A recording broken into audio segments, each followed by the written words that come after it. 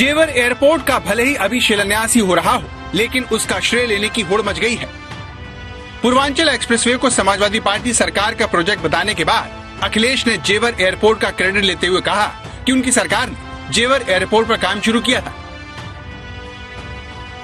अखिलेश के इस दावे पर योगी आदित्यनाथ की तरफ से कड़ी प्रतिक्रिया आई और उन्होंने अखिलेश को अक्ल से पैदल तक करार दे दिया।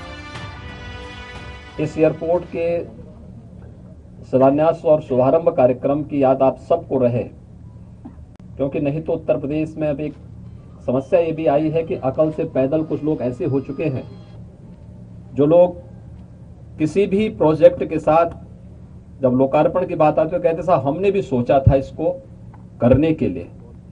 तो मुझे लगता है कि उनकी सोच को बताने की आवश्यकता है कि कब शिलान्यास हुआ है और कब कार्य हुए हैं, कार्य की प्रोग्रेस क्या थी और कार्य के प्रोजेक्ट को समयबद्ध ढंग से आगे बढ़ा करके कब सरकार ने इसे पूरा किया है।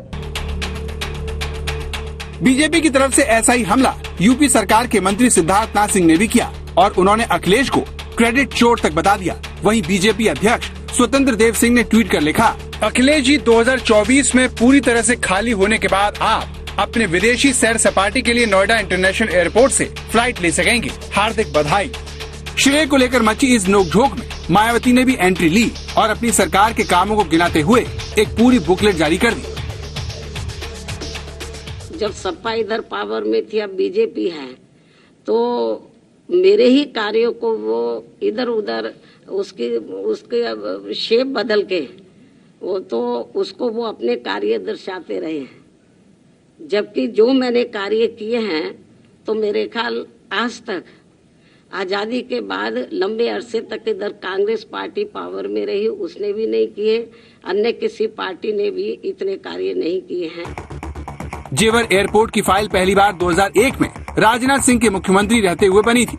फिर मायावती ने 2007 में एयरपोर्ट का प्रस्ताव यूपीए सरकार को भेजा। 2012 में अखिलेश सरकार ने जेवर एयरपोर्ट का प्रस्ताव रद्द कर दिया था, लेकिन 2014 में केंद्र में बीजेपी सरकार आने के बाद इस प्रोजेक्ट पर फिर से काम शुरू हुआ।